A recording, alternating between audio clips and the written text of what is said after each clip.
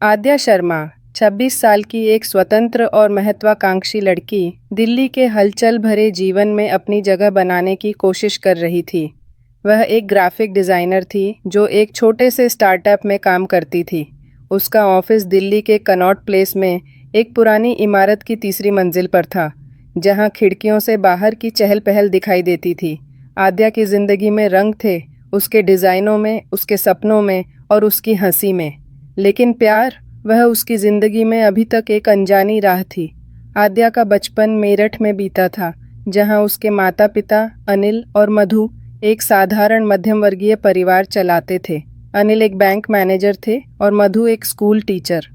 आद्या की छोटी बहन अनन्या अभी कॉलेज में थी और फैशन डिज़ाइनिंग की पढ़ाई कर रही थी। आद्या ने दिल्ली में अपनी ज़िंदगी खुद बनाई थी। उसने अपनी मेहनत से नौकरी हासिल की, एक छोटा सा किराए का फ्लैट लिया और अपने सपनों को पंख देने की कोशिश की। उसका सबसे बड़ा सपना था कि वह एक दिन अपनी खुद की डिज़ाइन स्टूडियो खोले, जहां वह अपनी रचनात्मकता को पूरी तरह आज़ाद कर सके। एक बारिश भरी शाम, जब दिल्ली की सड़कें पानी से तरबतर थीं, आद्या अपने ऑफिस से निकल रही थी। उसने अपनी छतरी खोली और तेज़ कदमों से मेट्रो स्टेशन की ओर बढ़ी। तभी उसकी नज़र एक छोटे से किताबों के स्टॉल पर पड़ी, जो सड़क के किनारे एक पेड़ के नीचे खड़ा था। स्टॉल पर एक लकड़ी का साइन बोर्ड था, जिस पर लिखा था, किताबें जो आपका दिल चुरा लें। आद्या को किताबें पढ़ने का शौक था और वह बारिश के बावजूद रुक गई। स्टॉल पर एक युवक खड़ा था, जो बारिश से बचने के लिए एक प्लास्टिक शीट के नीचे बैठा था। क्या आपकी दुकान खुली है? आद्या ने पूछा, अपनी छतरी को थोड़ा ऊपर करते हुए। युवक ने मुस्कुराकर उसकी ओर देखा। जी, खुली है। बारिश में भी किताबों के दीवाने रुक जाते हैं। उसकी आवाज़ में एक अजीब सी गर्माहट थी। आद्या ने स्टॉल पर नज़र दौड़ाई। वहाँ पुरानी और नई किताबें सजी थीं, कविताओं की किताबें, उपन्यास और कुछ पुरानी पत्रिकाएं। उसने एक किताब उठाई, जिसका कवर फीका पड़ चुका था। यह क्या है? उसने पूछा। यह नील गैमन की नेवर ऑफ हेयर है।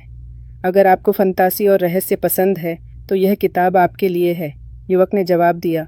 उसकी आंखों में एक चमक थी, जैसे वह किताबों की दुनिया में खोया हुआ हो। आद्या ने किताब खरीद ली और जल्दी से मेट्रो स्टेशन की ओर बढ़ गई। लेकिन उस युवक की मुस्कान और उसकी बात करने का अंदाज उसके मन में कहीं ठहर गया। अगले दिन आद्या फिर से उसी रास्ते से ऑफिस जा रही थी। बारिश थम चुकी थी और सूरज की हल्की किरणें दिल्ली की सड़कों को चमका रही थीं। वह फिर से उस स्टॉल पर रुक गई। इस बार वह युवक एक किताब पढ़ रहा था। उसने आद्या को देखा और मुस्कुराया। लगता है किताब पसंद आई? उसने पूछा। आद्या ने हंसते हुए कहा, अभी शुरू की है, लेकिन हाँ, मज़ेदार है। आपने सही चुना। मेरा नाम राघव है, उसने अपना परिचय दिया। और मैं यहाँ सिर्फ किताबें नहीं बेचता, मैं कहानियाँ बेचता हूँ। आद्या ने हल्के से हंसते हुए कहा, मैं आद्या, और मैं कहानियाँ बनाती हूँ ग्राफिक्स के ज़रिए। राघव की आंखें चमक उठीं। वाह, तो तुम एक आर्टिस्ट हो? क्या मैं तुम्हारे काम को कभी देख सकता हूँ? आद्या ने शर्माते हुए कहा। शायद कभी, लेकिन तुम इतनी सारी किताबें कैसे पढ़ लेते हो? राघव ने हंसते हुए कहा, जब किताबें तुम्हारा घर हों तो पढ़ना आसान हो जाता है। उसने बताया कि वह एक लेखक है जो अपनी पहली किताब पर काम कर रहा है। किताबों का स्टॉल उसका जुनून था, जो उसे लोगों से जोड़ता था। आद्या को उसका जुनून भा गया। उसने सोचा कि शायद राघव में कुछ खास है जो उसे दूसरों से अलग करता है। उसके बाद आद्या का उस स्टॉल पर रुकना रोज का रूटीन बन गया। हर दिन वह ऑफिस से निकलते वक्त राघव से मिलती, कुछ देर बात करती और कोई नई किताब खरीद लेती। राघव की बातों में एक सादगी थी जो आद्या को अपनी ओर खींच रही थी। एक दिन राघव ने उसे एक छोटी सी नोटबुक दी। यह मेरी लिखी कुछ कविताएं हैं। अगर तुम्हें बुरा न लगे तो इन्हें पढ़कर बताना कि कैसी हैं। आद्या ने नोटबुक ली और घर पहुंचते ही उसे खोलकर पढ़ना शुरू किया। उसकी कविताएं प्यार, सपनों और जिंदगी की छोटी छोटी खुशियों के बारे में थीं। आद्या का मन उन शब्दों में खो गया। एक हफ्ते बाद आद्या ने राघव को अपनी एक डिज़ाइन दिखाई। यह एक किताब का कवर था जो उसने राघव की कविताओं से प्रेरित होकर बनाया था। राघव ने डिज़ाइन देखा और हैरान रह गया। आद्या, यह तो जादू है। तुमने मेरे शब्दों को रंग दे दिए। आद्या ने शर्माते हुए कहा, बस कोशिश की थी। उस दिन राघव ने उसे कॉफ़ी के लिए आमंत्रित किया। चलो, आज कुछ अलग करते हैं। पास में एक कैफ़े है जहाँ की कॉफ़ी बहुत अच्छी है। कैफ़े में बैठकर दोनों ने घंटों बातें की। राघव ने बताया कि वह बचपन में बहुत शर्मीला था, लेकिन किताबों ने उसे दुनिया से जोड़ा। आद्या ने अपनी कहानी साझा की, कैसे उसने मेरठ से दिल्ली तक का सफ़र तय किया और कैसे वह अपने सपनों को हकीकत में बदलना चाहती है। राघव ने उसकी बातें ध्यान से सुनी और कहा, आद्या, तुम में वो जुनून है जो दुनिया बदल सकता है, बस हिम्मत मत छोड़ना। उस रात जब आद्या घर लौटी, उसका मन हल्का हल्का उड़ रहा था। राघव की बातें, उसकी मुस्कान और उसका विश्वास उसके मन में बस गया था। लेकिन तभी उसकी माँ का फ़ोन आया। आद्या, बेटा, तुम्हारी शादी की बात चल रही है। मेरठ में एक बहुत अच्छा रिश्ता आया है। लड़का इंजीनियर है और उनका परिवार बहुत इज्जतदार है। आद्या का दिल धक से रह गया। उसने कहा, माँ, मुझे अभी शादी नहीं करनी। मैं अपने करियर पर फोकस करना चाहती हूँ। मधु ने गुस्से में कहा, यह क्या नखरे हैं? लड़कियों की ज़िंदगी में शादी ज़रूरी होती है। आद्या ने हिम्मत जुटाई और कहा, माँ, मैं शादी करूँगी, लेकिन अपनी पसंद से। मुझे ऐसा इंसान चाहिए जो मेरे सपनों को समझे। मधु चुप हो गईं, लेकिन आद्या जानती थी कि यह बात इतनी आसानी से खत्म नहीं होगी। अगले कुछ दिन आद्या के लिए उलझन भरे थे। वह राघव से मिलती रही, लेकिन उसके मन में एक डर था। क्या वह अपने परिवार को मना पाएगी? क्या राघव और उसका रिश्ता समाज की नज़रों में स्वीकार होगा? एक दिन राघव ने आद्या को दिल्ली के एक पार्क में बुलाया। सूरज ढल रहा था और पार्क में हल्की सी ठंडी हवा चल रही थी। राघव ने एक छोटा सा गुलदस्ता आद्या को दिया और कहा, आद्या, मैं तुमसे कुछ कहना चाहता हूँ। इन कुछ हफ्तों में तुम मेरी ज़िंदगी का हिस्सा बन गई हो। मैं नहीं जानता कि यह प्यार है या नहीं, लेकिन मैं तुम्हारे बिना अपनी ज़िंदगी की कल्पना नहीं कर सकता। आद्या की आंखें नम हो गईं। उसने कहा, राघव, मुझे भी तुमसे प्यार हो गया है, लेकिन मेरे परिवार को मनाना आसान नहीं होगा। राघव ने उसका हाथ थामा और कहा, हम मिलकर सब कुछ ठीक कर लेंगे, बस तुम मुझ पर भरोसा रखो। उस पल आद्या को लगा कि उसकी ज़िंदगी में एक नई रोशनी आई है। आद्या की ज़िंदगी में राघव के आने से जैसे रंगों का एक नया इंद्रधनुष उभर आया था। दिल्ली की हलचल भरी सड़कें, जो पहले उसे सिर्फ भागदौड़ का हिस्सा लगती थीं, अब राघव की मुस्कान और उसकी बातों से भरी लगने लगीं। हर शाम जब वह अपने ऑफिस से निकलती, उसका मन राघव के किताबों के स्टॉल की ओर खिंचा चला जाता। राघव की सादगी, उसका जुनून और उसकी कविताएं आद्या के दिल में गहरे उतर चुकी थीं। लेकिन प्यार की राह कभी आसान नहीं होती और आद्या को इसका एहसास जल्द ही होने वाला था। पहले भाग की उस शाम के बाद जब राघव ने पार्क में आद्या के सामने अपने दिल की बात रखी थी, दोनों का रिश्ता और गहरा हो गया था। वे अब सिर्फ दोस्त नहीं थे, उनके बीच एक अनकहा बंधन बन चुका था। राघव हर छोटी बड़ी बात में आद्या का साथ देता। वह उसकी डिज़ाइनों की तारीफ करता, उसके सपनों को हौसला देता और कभी कभी उसे अपनी नई कविताएं सुनाता। आद्या को लगता कि राघव की हर कविता में कहीं ना कहीं उसकी झलक है। एक दिन आद्या ने अपने ऑफिस में एक बड़ा प्रोजेक्ट पूरा किया। उसने एक मल्टीनेशनल कंपनी के लिए एक ब्रांडिंग कैंपेन डिज़ाइन किया था, जिसे क्लाइंट ने बहुत पसंद किया। उसकी बॉस नेहा ने उसे बधाई दी और कहा, आद्या, तुमने कमाल कर दिया। अगर तुम इसी तरह काम करती रही तो जल्द ही तुम्हें प्रमोशन मिल सकता है। आद्या का चेहरा खुशी से चमक उठा। उसने तुरंत राघव को फ़ोन किया। राघव, तुम्हें एक गुड न्यूज़ सुनानी है। आज मेरा प्रोजेक्ट अप्रूव हो गया। राघव की आवाज़ में उत्साह था। वाह आद्या, यह तो सेलिब्रेशन की बात है। चलो, आज मैं तुम्हें एक ख़ास जगह ले चलता हूँ।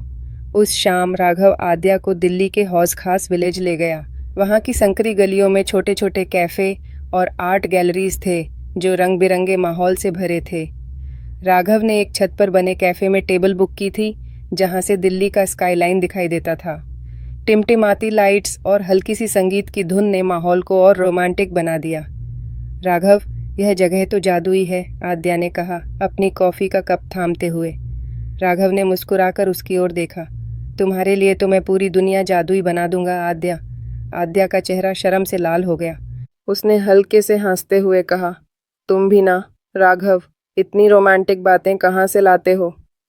राघव ने उसका हाथ थामा और कहा, तुम मेरी प्रेरणा हो। उस रात जब राघव आद्या को उसके फ्लैट तक छोड़ने आया, उसने एक छोटा सा पेपर बैग उसे दिया। यह क्या है? आद्या ने उत्सुकता से पूछा।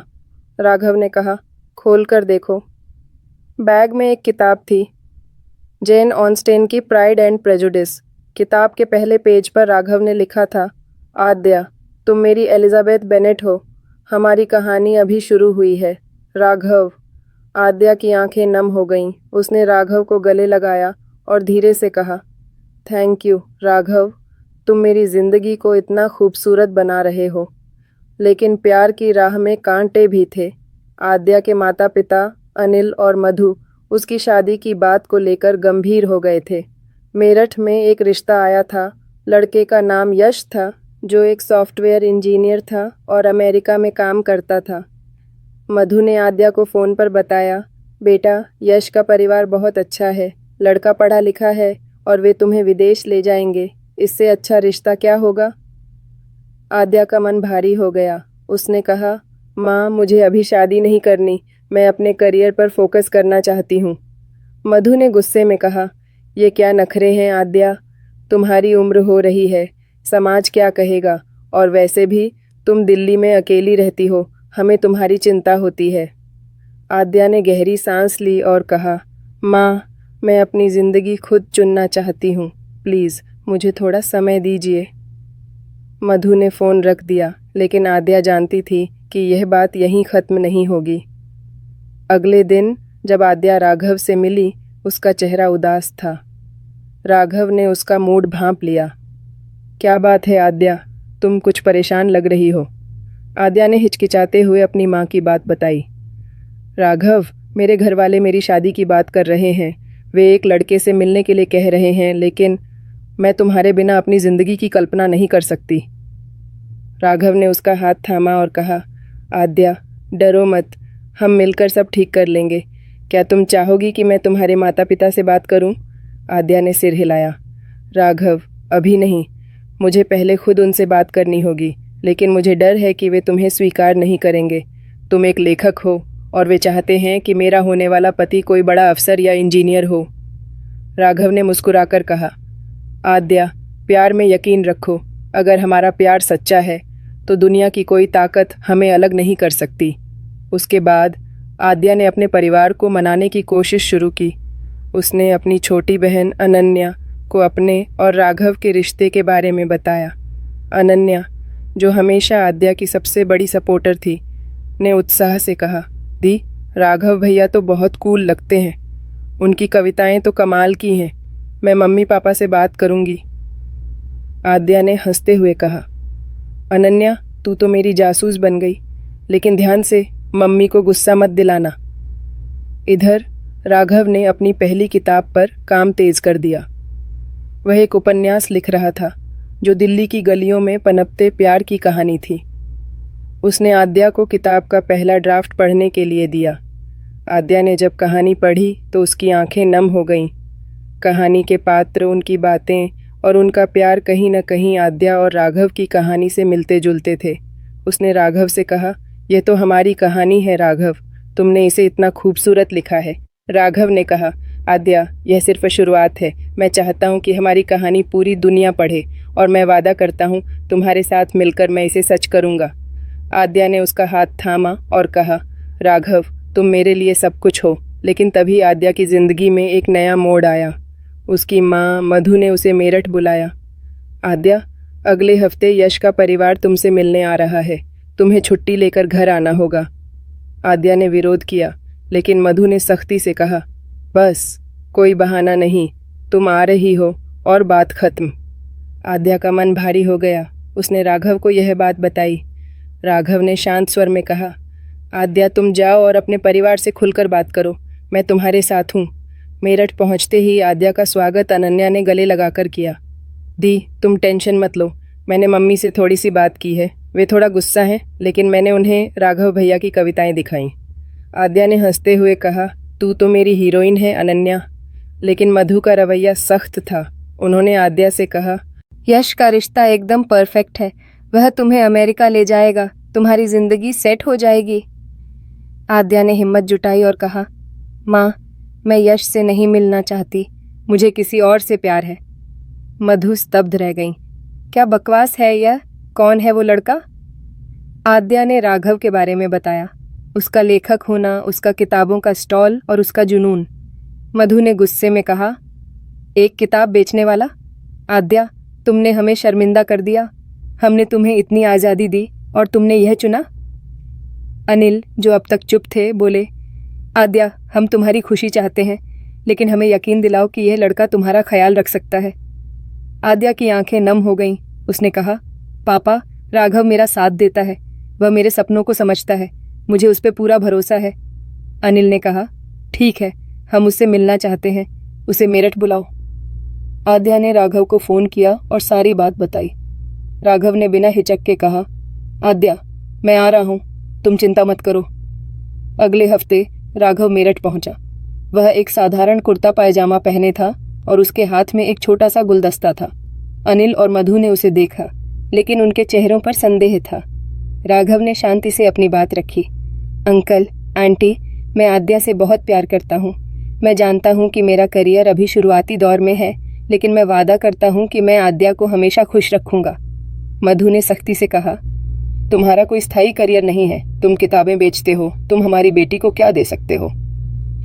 राघव ने शांत स्वर में जवाब दिया, आंटी, मैं आद्या को प्यार और सम्मान दूंगा और मेरी किताब जल्द ही पब्लिश होने वाली है। मैंने अपने सपनों के लिए मेहनत की है और मैं आद्या के सपनों को भी पूरा करने में उसका साथ दूंगा। अनिल ने उसकी बात सुनी और कहा, हमें सोचने के लिए समय चाहिए। राघव के जाने के बाद मधु ने आद्या को डांटा, तुमने हमारा सिर झुका दिया। यश का रिश्ता इतना अच्छा था और तुमने उसे ठुकरा दिया। आद्या ने रोते हुए कहा, माँ, मैं राघव के बिना नहीं रह सकती, प्लीज उसे एक मौका दीजिए। अनन्या ने भी आद्या का साथ दिया। मम्मी, राघव भैया बहुत अच्छे हैं, दी को उनसे ही शादी करनी चाहिए। कुछ दिन बाद राघव ने आद्या को फोन किया, आद्या, मेरी किताब का पब्लिशर मिल गया है, वे इसे अगले महीने लॉन्च करना चाहते हैं। मैं चाहता हूँ कि तुम मेरे साथ लॉन्च इवेंट में रहो। आद्या की खुशी का ठिकाना नहीं रहा। उसने कहा, राघव, यह तो कमाल की खबर है, मैं जरूर आऊंगी। लॉन्च इवेंट दिल्ली के एक बड़े बुक स्टोर में था। आद्या ने एक खूबसूरत नीली ड्रेस पहनी थी और वह राघव के साथ मंच पर खड़ी थी। राघव ने अपनी किताब दिल्ली की गलियों में प्यार को लॉन्च किया। किताब का पहला कॉपी उसने आद्या को दी। उसने माइक पर कहा, यह किताब मेरी प्रेरणा, मेरी दोस्त और मेरे प्यार आद्या के बिना अधूरी होती। हॉल तालियों से गूंज उठा। आद्या की आंखें नम थीं। उसने राघव को गले लगाया और फुसफुसाया, तुमने मेरा सपना पूरा कर दिया। लेकिन इवेंट के बाद आद्या को एक फ़ोन आया। यह यश के पिता का था। उन्होंने कहा, आद्या, हमारा बेटा तुमसे बहुत प्रभावित है। हम चाहते हैं कि तुम उससे एक बार मिल लो।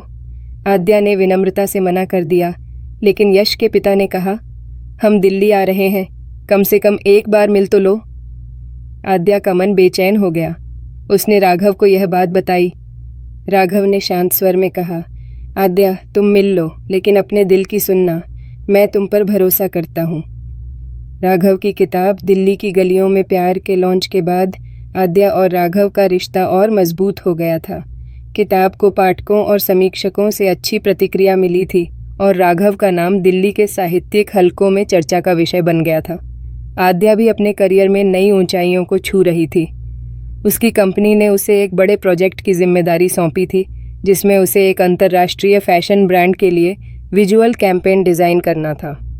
आद्या और राघव दोनों अपने अपने सपनों की ओर बढ़ रहे थे, लेकिन उनके बीच का प्यार उनकी सबसे बड़ी ताकत था। हालांकि आद्या के परिवार का दबाव कम नहीं हुआ था। यश के परिवार ने दिल्ली में उनसे मिलने की जिद पकड़ ली थी। यश के पिता रमेश माथुर एक बड़े कारोबारी थे, जिनका दिल्ली में रियल एस्टेट का व्यवसाय था। उनकी माँ शालिनी एक सामाजिक कार्यकर्ता थीं, जो अपने बेटे की शादी को लेकर बहुत उत्साहित थीं। आद्या को यह मुलाकात एक औपचारिकता से ज़्यादा कुछ नहीं लग रही थी, लेकिन वह नहीं चाहती थी कि उसके माता पिता को लगे कि वह उनकी इच्छाओं की अनदेखी कर रही है। एक रविवार की सुबह यश का परिवार दिल्ली के एक पॉश रेस्तरां में आद्या और उसके माता पिता से मिलने आया। यश एक स्मार्ट, आत्मविश्वास से भरा हुआ युवक था। उसने सूट पहना था और उसकी बातों में एक ठसक थी जो आद्या को तुरंत खटकी। यश ने आद्या से कुछ औपचारिक सवाल पूछे, जैसे कि वह दिल्ली में क्या करती है और उसका भविष्य का प्लान क्या है। आद्या ने शांति से जवाब दिए, लेकिन उसका मन कहीं और था। वह राघव की मुस्कान, उसकी सादगी और उनकी अनकही बातों को याद कर रही थी। मुलाकात के बाद मधु ने आद्या से कहा, देखा, यश कितना अच्छा लड़का है। वह तुम्हें अमेरिका ले जाएगा और तुम्हारी जिंदगी सेट हो जाएगी। आद्या ने गहरी सांस ली और कहा, माँ, यश अच्छा हो सकता है, लेकिन वह मेरे लिए नहीं है। मेरा दिल राघव के पास है। मधु गुस्से में आ गई। आद्या, तुम पागल हो गई हो। एक किताब बेचने वाला तुम्हें क्या दे सकता है? तुम हमारे परिवार की इज्जत दांव पर लगा रही हो। आद्या की आंखें नम हो गईं, लेकिन उसने हार नहीं मानी। माँ, प्यार इज्जत से ज़्यादा कीमती है। राघव मेरे सपनों को समझता है, वह मेरा साथ देता है। उसी रात आद्या ने राघव को फ़ोन किया और सारी बात बताई। राघव ने शांत स्वर में कहा, आद्या, तुमने बहुत हिम्मत दिखाई। मैं तुमसे मिलना चाहता हूँ। अगले दिन राघव आद्या को दिल्ली के इंडिया गेट ले गया। सूरज ढल रहा था और आसमान नारंगी रंग में रंगा था। राघव ने आद्या का हाथ थामा और कहा, आद्या, मैं तुमसे वादा करता हूँ कि मैं तुम्हारे परिवार को मना लूँगा। बस तुम मुझ पर भरोसा रखो।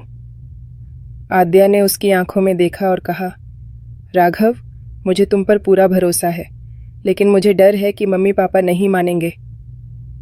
राघव ने मुस्कुराकर कहा, प्यार की जंग आसान नहीं होती, लेकिन हम इसे जीतेंगे। उसने आद्या को एक छोटा सा लॉकेट दिया, जिसमें एक छोटा सा दिल बना था। यह मेरे प्यार का प्रतीक है, इसे हमेशा अपने पास रखना। आद्या ने लॉकेट को गले में पहन लिया और राघव को गले लगाया।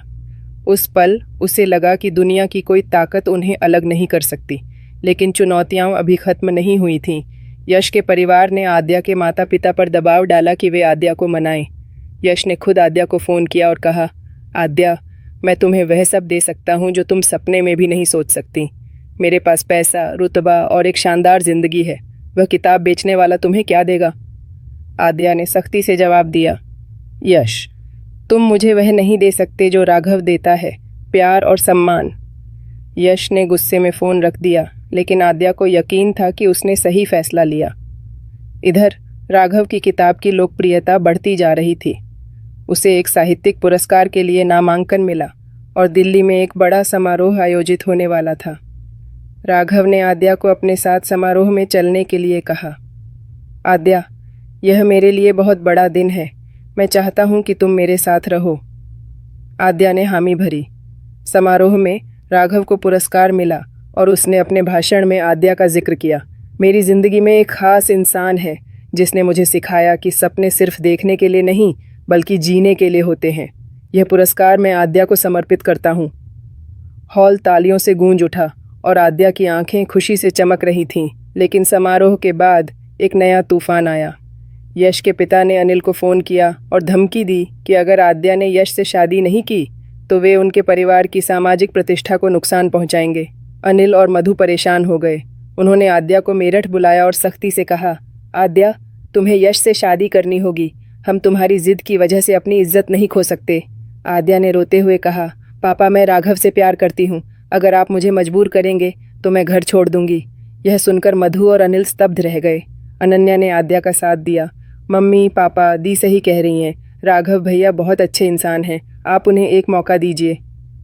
अनिल ने गहरी सांस ली और कहा, ठीक है, हम राघव से एक बार फिर मिलेंगे, लेकिन अगर वह हमें यकीन नहीं दिला पाया तो तुम्हें हमारी बात माननी होगी। राघव को जब यह बात पता चली, उसने बिना समय गंवाए मेरठ जाने का फैसला किया। वह आद्या के साथ अनिल और मधु से मिलने गया। इस बार उसने अपनी किताब की सफलता और अपने भविष्य की योजनाओं के बारे में विस्तार से बताया। उसने कहा, अंकल आंटी, मैं जानता हूँ कि मेरा करियर अभी शुरुआती दौर में है, लेकिन मैं आद्या को वह सब दूंगा जो वह डिज़र्व करती है, प्यार, सम्मान और एक खुशहाल ज़िंदगी। मधु ने उससे कई सवाल पूछे, लेकिन राघव ने हर सवाल का जवाब धैर्य और आत्मविश्वास से दिया। अंत में अनिल ने कहा, राघव, हमें तुम पर भरोसा है, लेकिन हमें समाज के सामने जवाब देना होगा। अगर तुम आद्या को खुश रख सकते हो तो हमें कोई आपत्ति नहीं। आद्या की आंखें खुशी से भर आईं। उसने अपने माता पिता को गले लगाया और कहा, थैंक यू मम्मी पापा, आपने मुझे मेरी ज़िंदगी का सबसे बड़ा तोहफ़ा दिया। आद्या और राघव के रिश्ते को उनके परिवार की मंजूरी मिलने के बाद उनकी ज़िंदगी में एक नई रोशनी आई। मधु और अनिल ने राघव को स्वीकार कर लिया था और अनन्या तो पहले से ही उसकी फ़ैन थी। राघव की किताब की सफलता ने उसे एक जाना माना नाम बना दिया था और उसकी दूसरी किताब पर काम शुरू हो चुका था। आद्या भी अपने करियर में नई ऊंचाइयों को छू रही थी। उसकी कंपनी ने उसे सीनियर डिज़ाइनर का पद ऑफर किया और उसने अपने सपनों के स्कूल के लिए एक छोटा सा प्रोजेक्ट शुरू किया जिसमें वह गरीब बच्चों के लिए डिज़ाइन वर्कशॉप आयोजित करती थी। राघव और आद्या ने फैसला किया कि वे जल्द ही शादी करेंगे, लेकिन उससे पहले वे अपने अपने सपनों को और मजबूत करना चाहते थे। राघव ने आद्या को अपने अगले प्रोजेक्ट में शामिल होने के लिए कहा। आद्या, मैं अपनी दूसरी किताब का कवर तुमसे डिज़ाइन करवाना चाहता हूँ। क्या तुम मेरे साथ यह जर्नी शेयर करोगी? आद्या ने उत्साह से हामी भरी। राघव, यह तो मेरा सपना है। मैं तुम्हारे शब्दों को अपने रंगों से जीवंत करूँगी। उनकी शादी की तैयारियां शुरू हो गईं। मधु और अनिल ने मेरठ में एक सादा लेकिन खूबसूरत समारोह आयोजित करने का फैसला किया। आद्या ने अपनी शादी की ड्रेस खुद डिज़ाइन की, एक लहंगा जो हल्के गुलाबी और सुनहरे रंगों का मिश्रण था। राघव ने एक साधारण शेरवानी चुनी, लेकिन उसकी मुस्कान ही उसका सबसे बड़ा आभूषण थी। शादी का दिन आया और मेरठ का छोटा सा मंदिर प्यार और खुशियों से सजा था। अनन्या ने पूरी शादी की जिम्मेदारी संभाली और हर छोटी बड़ी चीज़ को परफेक्ट बनाया। शादी की रस्में शुरू हुईं। जब राघव ने आद्या की मांग में सिंदूर भरा तो आद्या की आंखें नम हो गईं। उसने राघव की ओर देखा और फुसफुसाया, तुमने मेरे हर सपने को सच कर दिया। राघव ने मुस्कुराकर कहा, और तुमने मेरे हर शब्द को मायने दिए। विदाई के समय मधु और अनिल की आंखें भी नम थीं, लेकिन उनके चेहरों पर संतुष्टि थी। वे जानते थे कि उनकी बेटी ने सही इंसान चुना था। शादी के बाद आद्या और राघव दिल्ली में एक छोटे से फ्लैट में रहने लगे। उनका घर किताबों, कैनवस और प्यार से भरा था। राघव ने अपनी दूसरी किताब पूरी की और आद्या ने उसका कवर डिज़ाइन किया। किताब का लॉन्च एक बार फिर दिल्ली में हुआ और इस बार आद्या और राघव ने मिलकर एक छोटा सा NGO शुरू किया जो बच्चों को मुफ्त शिक्षा और कला की ट्रेनिंग देता था। 1 साल बाद आद्या को पता चला कि वह माँ बनने वाली है। उसने यह खबर राघव को एक खास अंदाज में दी। उसने एक छोटा सा कैनवस बनाया जिसमें एक बच्चे का चित्र था और नीचे लिखा था, हमारी कहानी में एक नया किरदार। राघव ने कैनवस देखा और खुशी से उसे गले लगा लिया। आद्या, तुमने मेरी जिंदगी को पूरा कर दिया। 9 महीने बाद आद्या ने एक खूबसूरत बेटी को जन्म दिया जिसका नाम उन्होंने काव्या रखा। काव्या की हंसी उनके घर को और रंगीन बना देती थी। राघव और आद्या ने अपने सपनों को हकीकत में बदला और उनका प्यार हर मुश्किल को पार कर गया। उनकी कहानी दिल्ली की गलियों से शुरू होकर एक ऐसी मंजिल तक पहुंची जहां सिर्फ प्यार और खुशी थी। दोस्तों, अगर आपको आद्या और राघव की यह रोमांटिक कहानी पसंद आई तो कृपया इस वीडियो को लाइक करें और हमारे चैनल को सब्सक्राइब करें। हम आपके लिए ऐसी ही दिल को छूने वाली कहानियाँ लाते रहेंगे। अपने विचार कमेंट में ज़रूर